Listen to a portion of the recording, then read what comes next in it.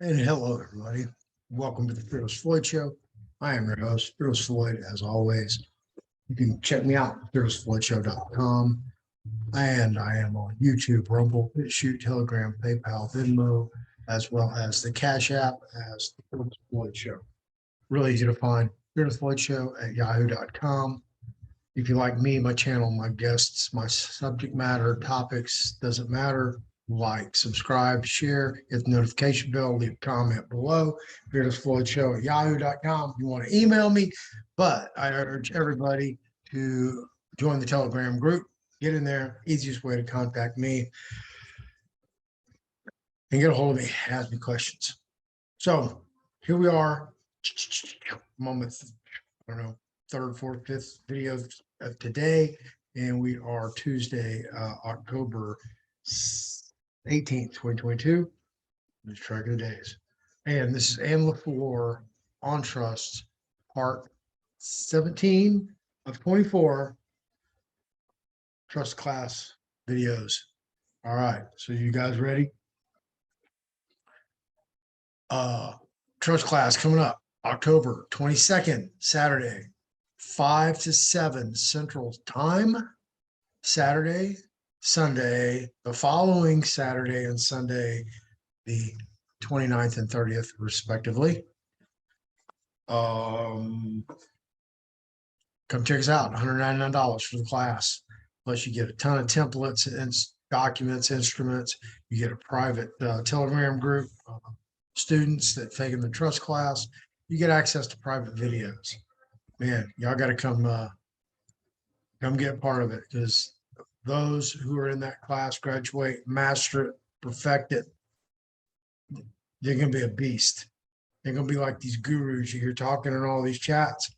They'll be like that, except they'll be topic specific, because they'll be talking about trusts and how to move around and operate. You'll see. Give me a year. I've been doing this long enough. Give me a year. You'll see. I'm coming up on some anniversaries now that I'm fixing to get on here and do some more roasting over the open fire. They just set themselves up and allow me to do it. So I'm going to take advantage of the opportunity and do it. I am. All right. Let's see. Let me just do a quick share here screen and see if I can find my website on here. I've got so much stuff.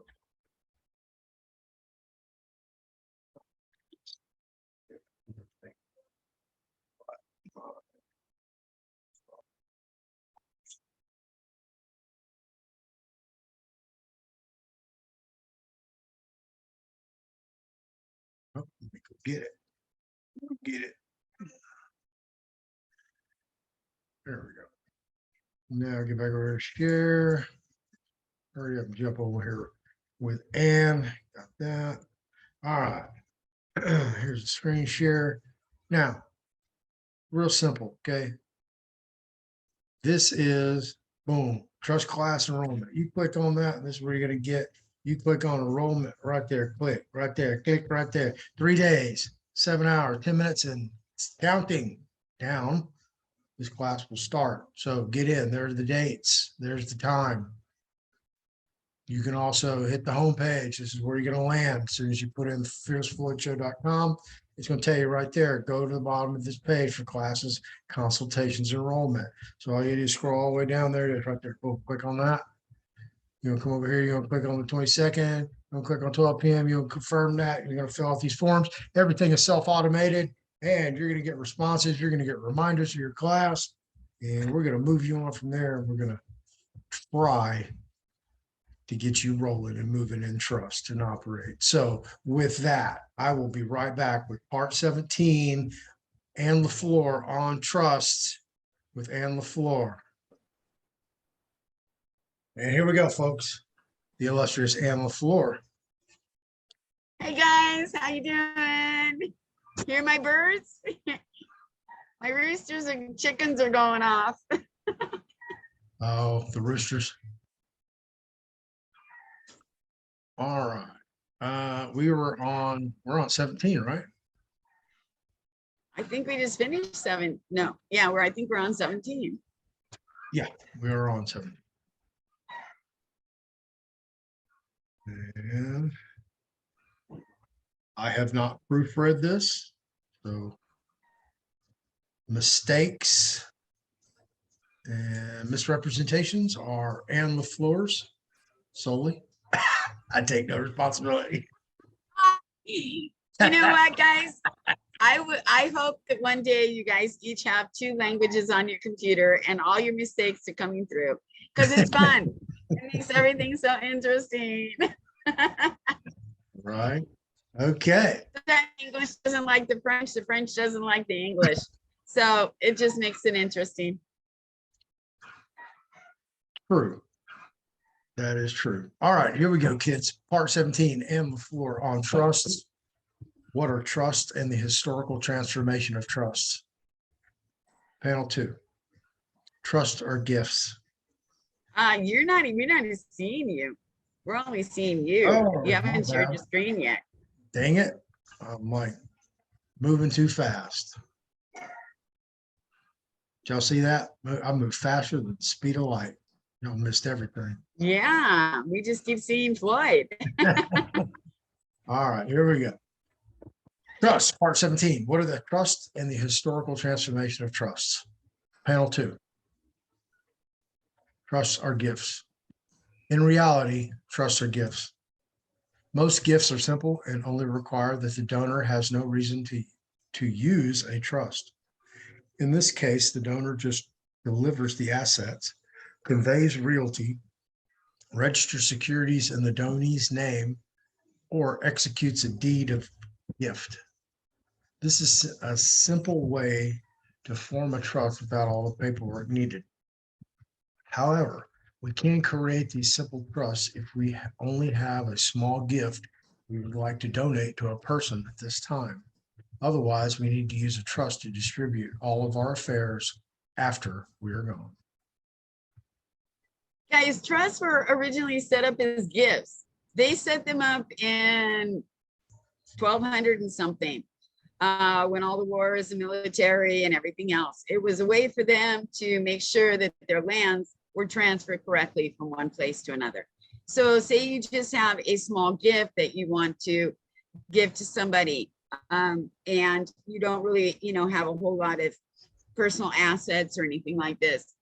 Small trust can be created just to donate a gift to somebody else.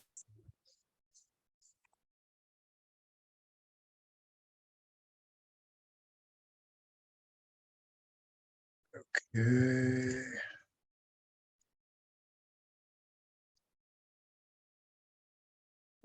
All right, panel 3.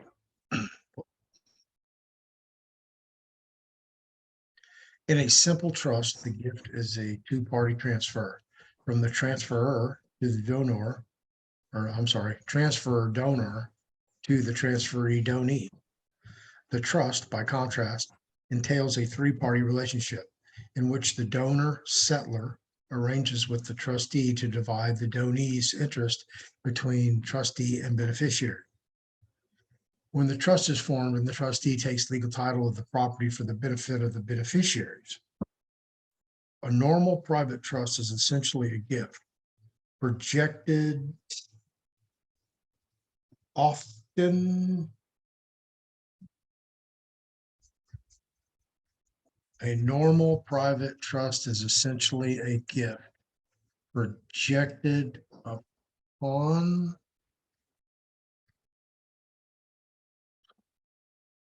the plane of time. Oh my goodness. Yeah. Essentially a gift projected upon the.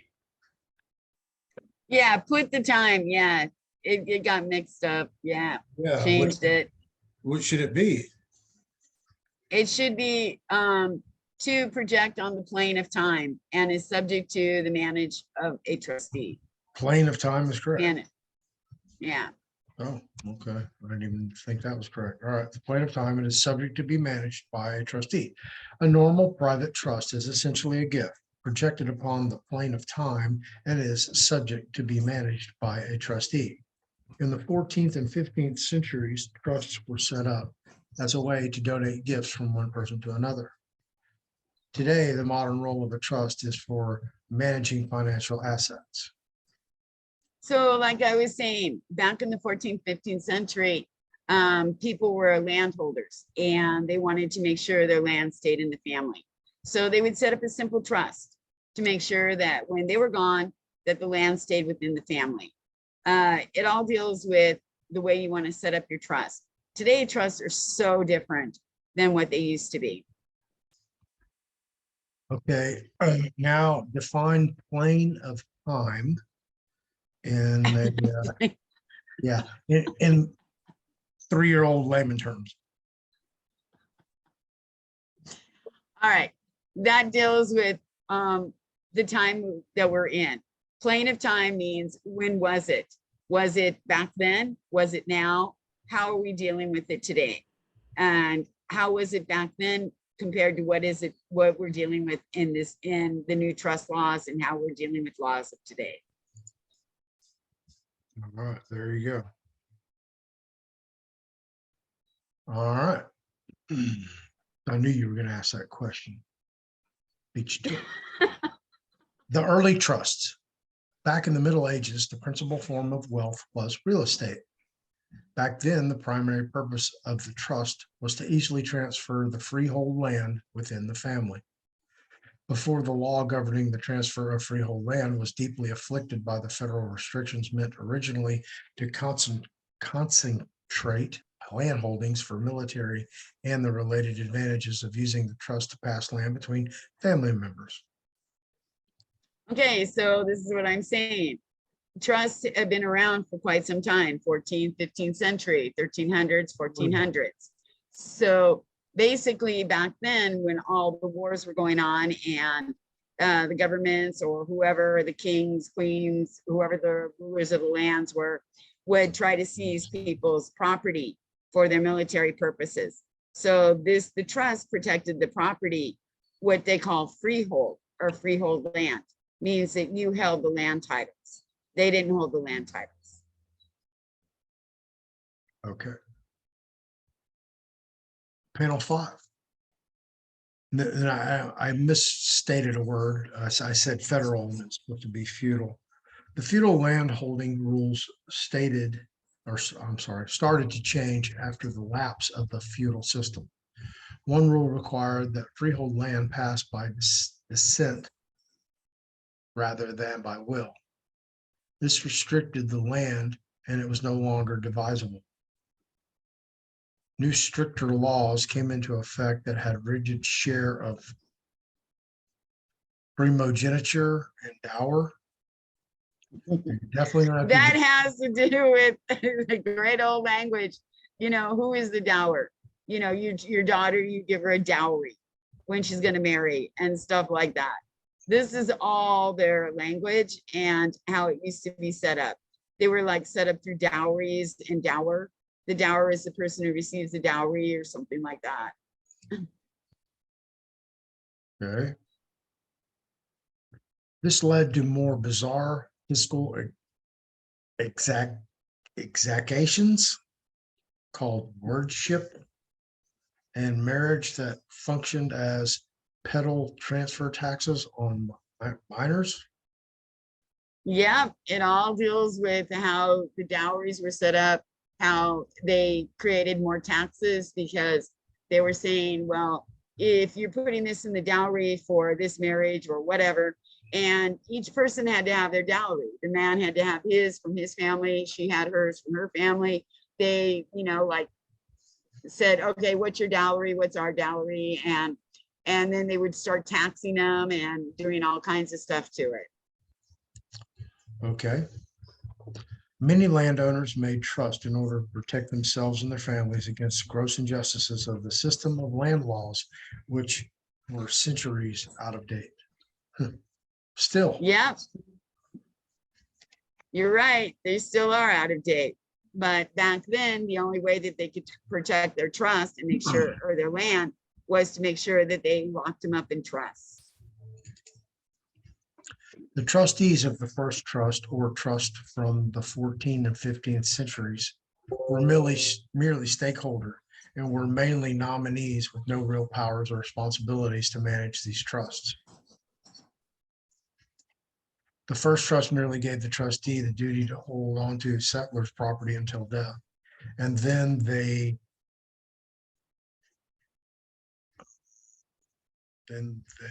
put themselves out of business when they conveyed the freehold land to the remaining beneficiaries. Back then, there were issues when a settler gave his property to a trustee to hold until his death.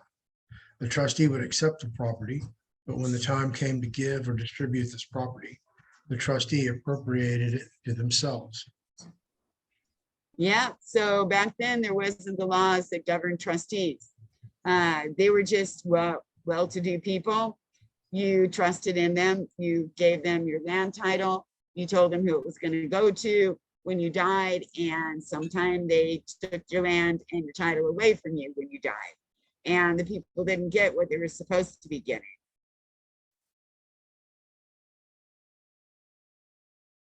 All right. Moving on to panel 7. 14th century remedies. Covenant was the main contract writ of England law. At this time, it suffered 2 grievous shortcomings that rendered it ineffectual as a means of enforcing the trust deal.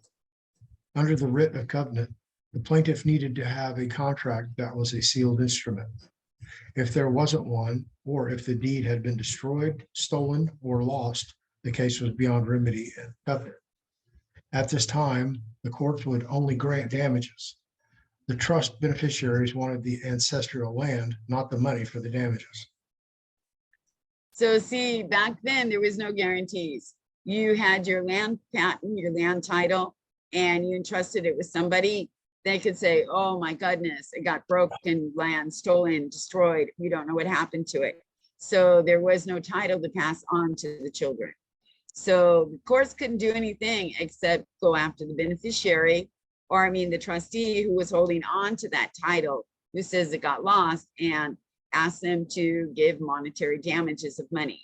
But the kids didn't want the money, they wanted their land. Absolutely. They're making plenty of money. They're not making any more land. Not unless you go to Dubai. 19th century. In the 19th century, the common law greatly restricted the assignability of choses in action. Choses in action, yeah. Choses in How action. you chose, yeah, how you chose a person. Assignability of choices in action. Choses in action. Sure, it's not choices. Yeah, it's choices in action. How you choose somebody. Yeah, choices.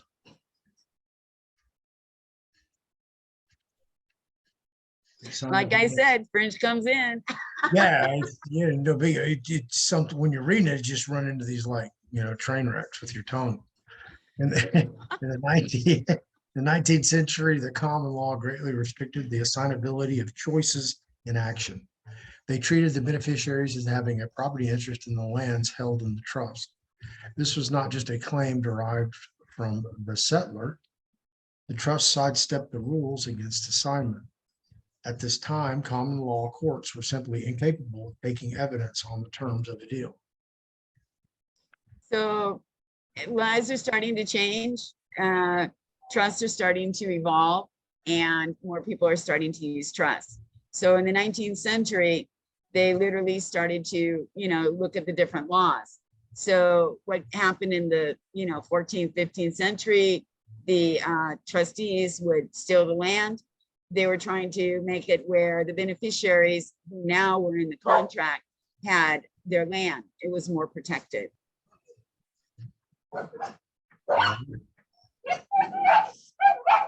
Panel 9, tracking common law estates. Back then, the trust was primarily used as a path towards holding ancestral land. It was easy enough to conceptualize the beneficiary's interest not merely as a personal claim against the trustee, but as a right in the underlying trust property or equitable title. This made it easy for the chancellor to enforce the trust against the trustee's bare legal title.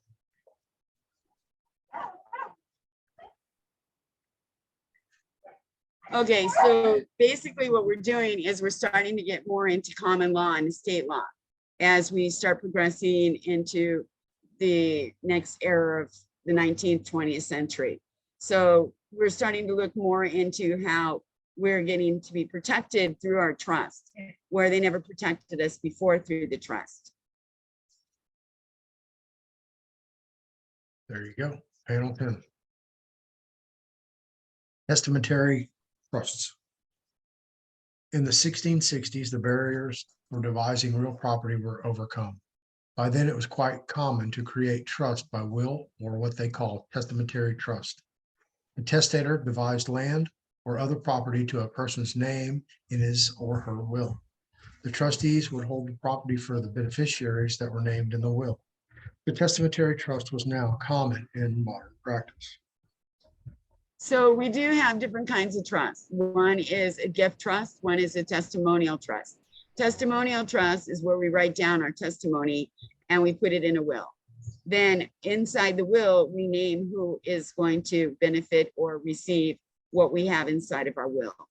And at that time, we just gave it to a person to hold on to until we died. And that's all the trustee did at that time, was just hold on to our property.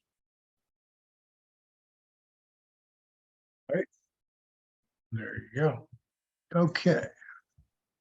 Panel 11. Taking a look at the first trust, we can see that the contract formation seems a little difficult for the descendant to conduct. We can start to see or understand why the contractarian model itself was primitive. Many did not characterize the testamentary trust as a contract between the descendant and the trustees named in the will. We know that the trust does not arise until the testator is dead. Therefore, the trustees may be said to have no one with whom to contract. Beneath the mechanics lies the contractarian reality of the trust. So you guys, the old trusts were pretty primitive. And as we move forward, we start to revise our trusts. But in those times, they were so primitive that people just wrote down certain things on a piece of paper. They didn't really contract with one another correctly. There was a lot of errors made, and it was just the starting of figuring out how we can, save our property and move our property, keep our property and move it from one location to another, or to make sure it stays in our family. There you go. Panel 12. The prototypical transfer by the trust agreement from a living settler to trustees exhibits both attributes of the law of contract and consensual formation. The trustee must voluntarily accept the trusteeship where they agree to serve under the terms of the trust. The terms are autonomy, which means that the trust laws are default law that can be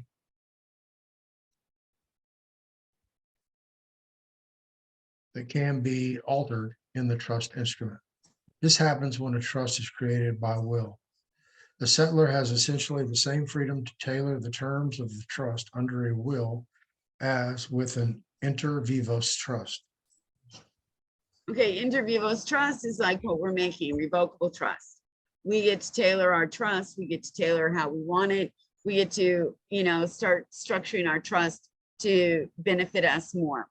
Back then, what they used to do is they started to understand what trustship meant and how we can make accountable for the trustees if they did something wrong. But back then, the trustees didn't have a whole lot of jobs to do. They were sort of limited.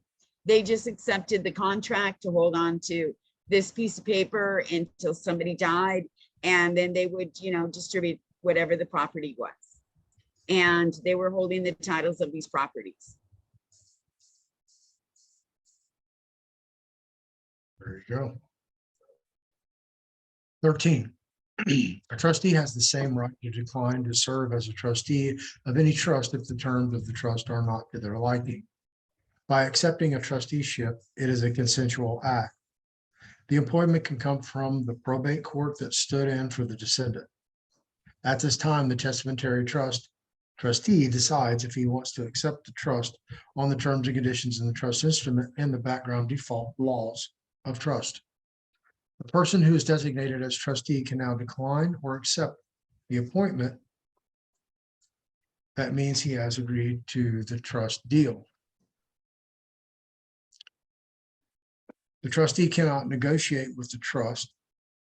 It is to take it or leave it type of appointment. So guys, remember, if anybody tries to push you off as a trustee, you do not have to accept it. You can read the trust instrument, decide if it's feasible for you to be the trustee, if it's feasible for you to perform your duties, and to distribute the trust as the descendant wanted you to distribute it. So there's some trusts that they don't name trustees. There's other trusts they do. There's wills that need to go to the court that, do not have the person to handle the probate. Everything else, the court will be responsible for assigning one of the people. You don't have to accept that assignment. It's all up to you.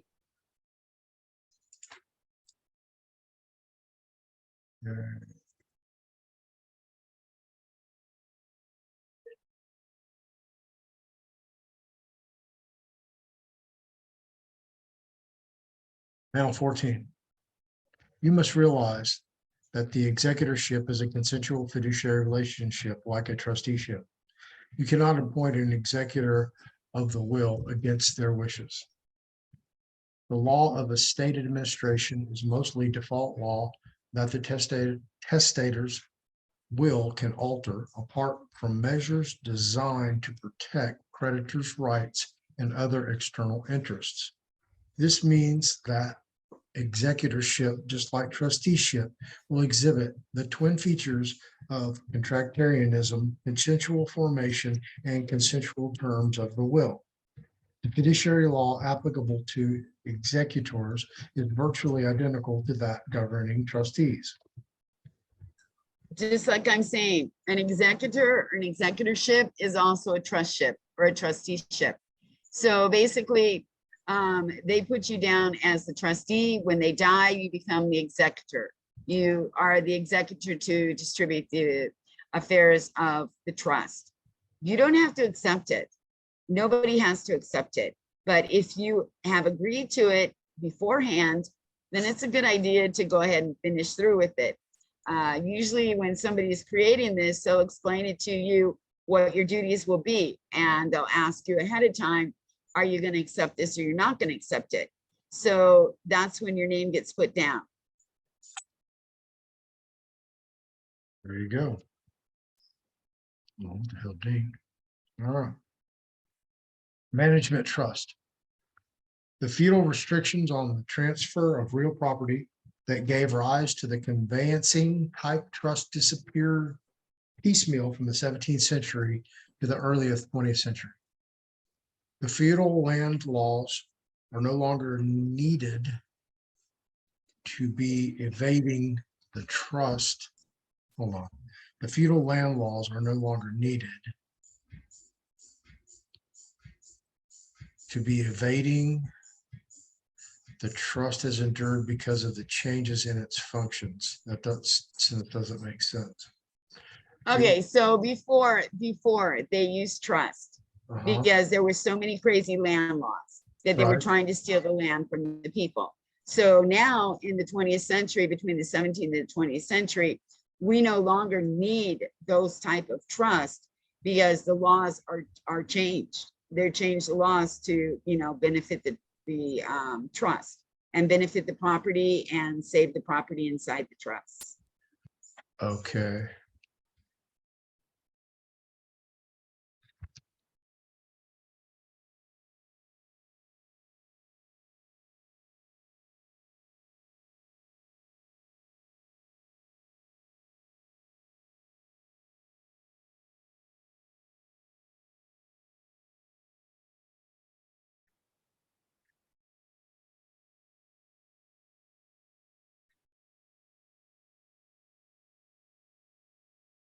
All right.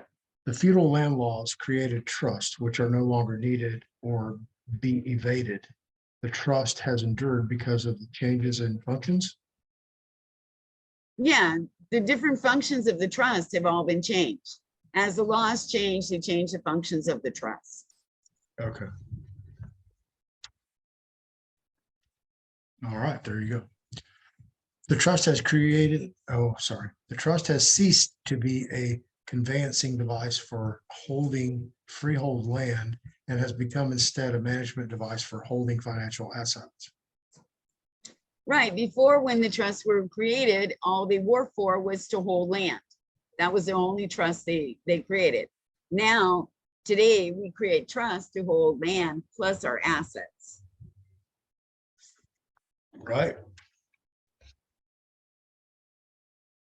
Today, the management of trust is a response to the change we see. It has come away from family real estate as the dominant form of wealth. Today, we are seeing that wealth in the commercial age is made up largely of promises. Today, modern wealth takes on the form of financial assets such as stocks, bonds, mutual funds, insurance contracts, pension plans, and bank deposits. Today, the trust holds a portfolio of complex financial assets, which are contract rights against the insurers. This portfolio requires active and specialized management in contract to conveyancing trust that merely held ancestral land. So today, trusts are growing. We're being able to put all kinds of different things in our trust, and they're becoming more difficult to manage.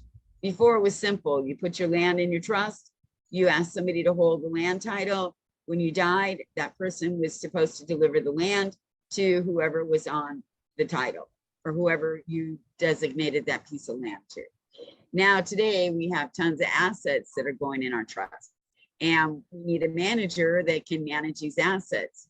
So when we're gone, they'll be able to distribute them correctly. Exactly. Conclusion. And panel 17, last but not least, we can see the evolution of trust from the 12th, 13th, 14th, and 15th centuries until what we are today. Back then, trusts were created to pass land from one member to the next in the family. When trusts were first established, they were used to pass gifts from one family member to another. Now, today, trust contains large portfolios that are used to store the assets in our trust and need a person to administer the trust. We've come a long way with trust over the years. We sure have. I mean, look way back in the 12th century. All we cared about was our land. Now today we care about these huge portfolios, bonds, stocks, promissory notes, whatever we collect and whatever, is our assets. We want to protect all of our assets. Back then, they didn't have all these type of assets. Their biggest asset was land. And that's why they made trusts, was to protect their land. Today, we make trusts to protect everything that we own. Our indentures, our debentures, and investments, and derivatives, and collateralized debt obligations, mortgage-backed securities. And yeah, back then I would trade you some herbs for some spices, remember?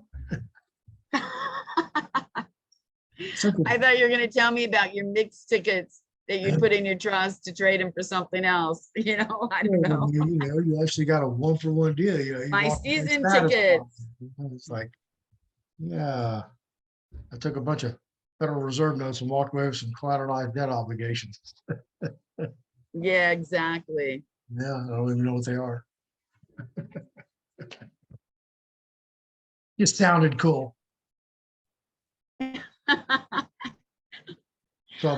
That's the way it goes. Everything changes. Wonder what the 22nd century is going to lead us into. Oh God. Oh my God, we're already in the 22nd century. I should have said the 23rd. No, this is the 21st. I always thought it was a year ahead. It is, but the first century was 0 through 99. Oh, 23rd sounded good. Yeah, it does. We'd be some good looking old motherfuckers if that was the case. Well, I thought we already were, aren't we in the 21st century? Yeah, we are. We 21st. passed the 20th. Yeah. Yeah, you're just thinking. But now we're in 22, so aren't we in the 22nd century? No, it's 2022. We're in the 22nd year of the 21st century. Okay, well, coming up on the 22nd. Yeah, well, yeah, we're not going to see it, but I'd be Who knows? I would be Anything can change. Yeah, I'd be 148. That'd be an accomplishment for sure. Yeah. People are going freaking nuts on these Telegram boards. Oh, yeah? Yeah, about the RV.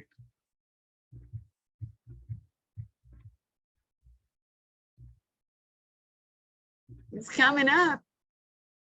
I'm telling you, when I saw that, I mean, I went to use that Title 12, US Code Title 12, USC 95A, and when it was literally omitted on the 8th of October, I knew it was coming down within the next couple of weeks, because that all dealt with the gold, that title all dealt with the gold and silver and transferring across borders or from country to country. 12 USC 95. And it all dealt with the Federal Reserve.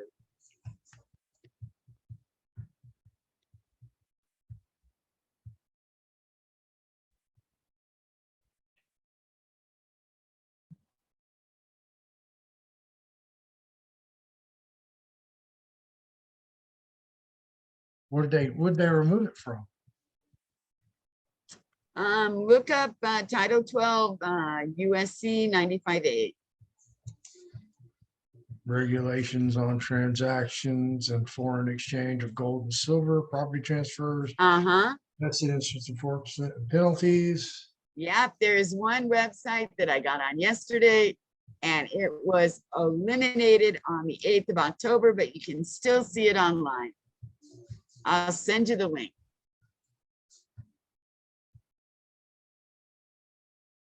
They don't have anything recent, any action on it. So I do have the action as of October 8th. It is no longer there. They just haven't updated they just haven't updated it, because I could still find it. But then when I found that one website, it has been eliminated or omitted on the 8th of October. I'm like, ooh, not all websites are updated yet. Nice. Okay.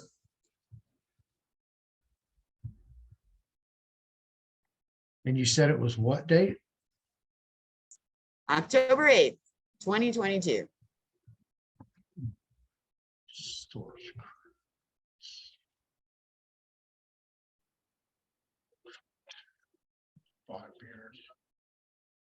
Hang on a second. Let me see if I can get over here in Telegram and try to send you that link. And it's almost 105 years to the day.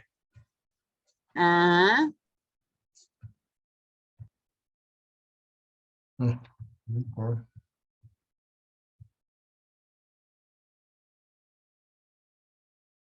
All right.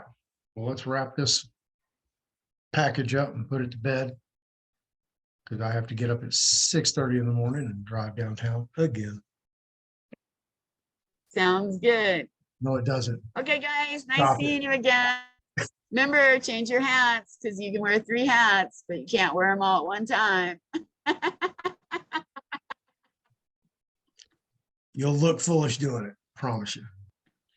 All right. Hey, good night, Bye, everybody. guys. Night, night. Bye-bye. And there you go. And that one's in the box. TheFearlessFloydShow.com.